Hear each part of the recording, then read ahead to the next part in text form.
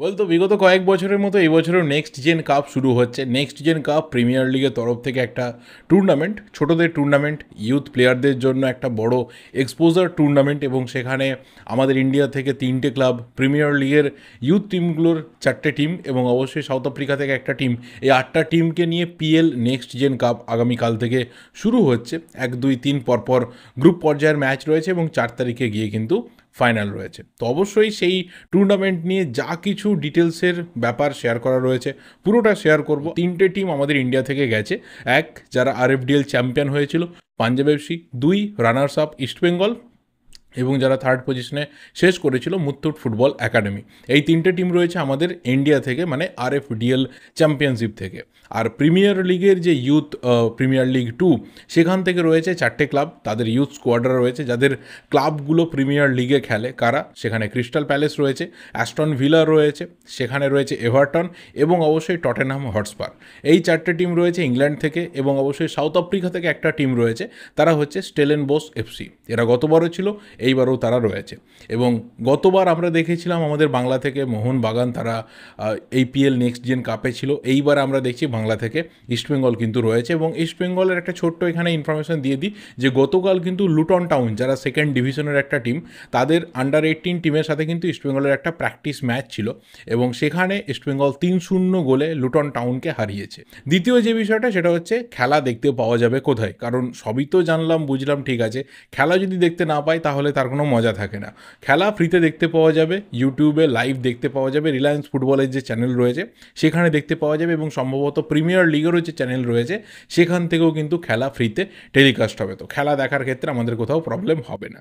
Next বিষয়, যে খেলার রুলস কী রয়েছে, প্রথমেই বলে রাখা ভালো যে আমরা 90 মিনিটসের খেলা দেখতে অভ্যস্ত, কিন্তু যেহেতু এটা ইউথ ফুটবলারদের, তো 90 মিনিটসের কিন্তু প্রেসার তাদের দেওয়া হয় না। ম্যাচটা হয় 50 মিনিটসের, 25-25 করে দুটো হাফে ভাগ থাকে।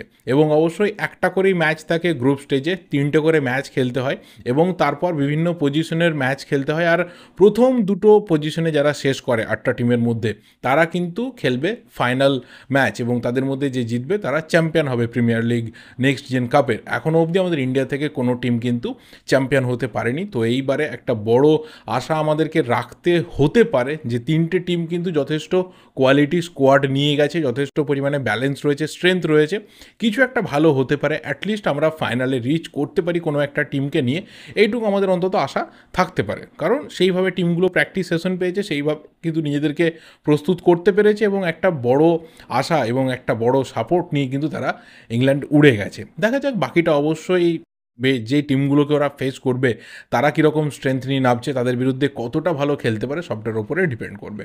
এরপর হচ্ছে ম্যাচ কবে কোথায় রয়েছে।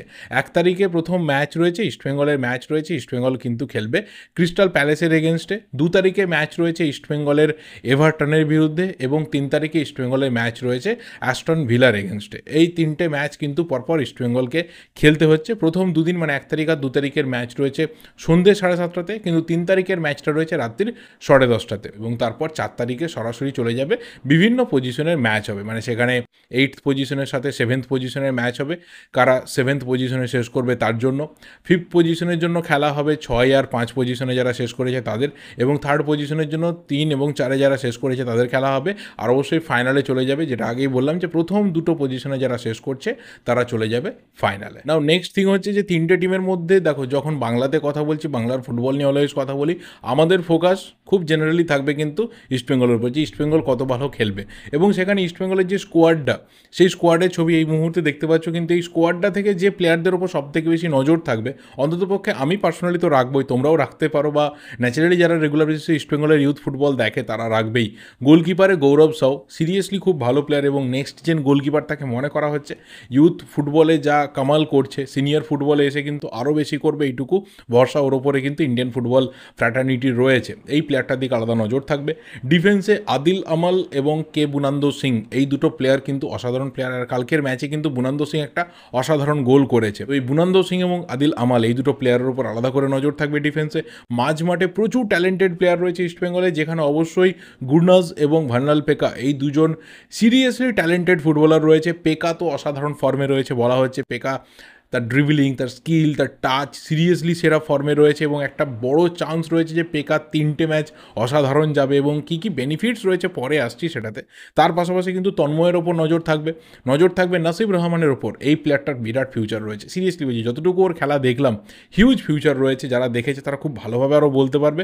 এবং অবশ্যই যারা ফরওয়ার্ডে রয়েছে তার মধ্যে থেকে দেবজিৎ, বাঙালি প্লেয়ার, এবং তার পাশাপাশি এই মুহূর্তে ইস্টবেঙ্গলের সবথেকে বড় সেন্সেশন সায়ন ব্যানার্জি, সেই প্লেয়ারটাও কিন্তু রয়েছে, তাদের দিকে নজর থাকবে। এবং তার পাশাপাশি আরও অনেক প্লেয়ার রয়েছে, তাদের দিকেও নজর থাকবে, কিন্তু এরা স্পেশাল নজর কাটবে কারণ অলরেডি তারা নিজেদেরকে প্রুভ করেছে যে how much they are capable.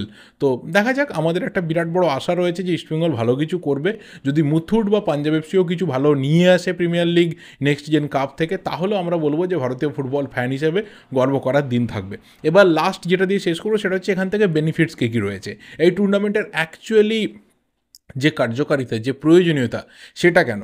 দেখো, নাম্বার ওয়ান হচ্ছে যে তুমি যে সিস্টেমের মধ্যে দিয়ে বড় হচ্ছ, যে ফুটবল প্রসেস বা যে ফুটবল এনভায়রনমেন্টের মধ্যে দিয়ে বড় হচ্ছ, তার থেকে অনেক বেটার এনভায়রনমেন্টে গিয়ে খেলা, তোমার থেকে অনেক বেটার কোয়ালিটি ফুটবল সিস্টেমের মধ্যে বড় হওয়া, প্লেয়ারদের এগেনস্টে খেলা, এমন কিছু টিমের এগেনস্টে খেলা যে টিমগুলো প্রিমিয়ার লিগের one of the best or giant teams, যারা পরবর্তী সময়ে এই যে ছেলেগুলো রয়েছে তাদেরকে হয়তো আমরা 2-4 বছর 5 বছর পরে দেখব যে এই ক্লাবগুলোর হয়ে বা অন্য কোনো প্রিমিয়ার লিগের ক্লাবের হয়ে তারা কিন্তু ফুটবলটা খেলছে। তো সেই সমস্ত প্লেয়ার যাদের আপব্রিঙ্গিংটাই খুব হাই লেভেলে হয়েছে ফুটবলিং দিক থেকে, তাদের এগেনস্টে যখন কম্পিট করা হয় তখন কিন্তু আমরা আমাদের ফুটবলাররা অ্যাকচুয়াল কি স্ট্যান্ডার্ডে দাঁড়িয়ে রয়েছে এই এজে আমরা সেটা বুঝতে পারি। সেকেন্ড থিং বেনিফিট বা সেকেন্ড এখানে একটা বিরাট বড় পসিবিলিটিসের রাস্তা হচ্ছে যে এই প্লেয়াররা যদি কোথাও বিদেশি স্কাউটদেরকে খুশি করতে পারে, তাহলে কিন্তু ইন ফিউচার তারা বিভিন্ন ক্লাবে ডাক পেতে পারে।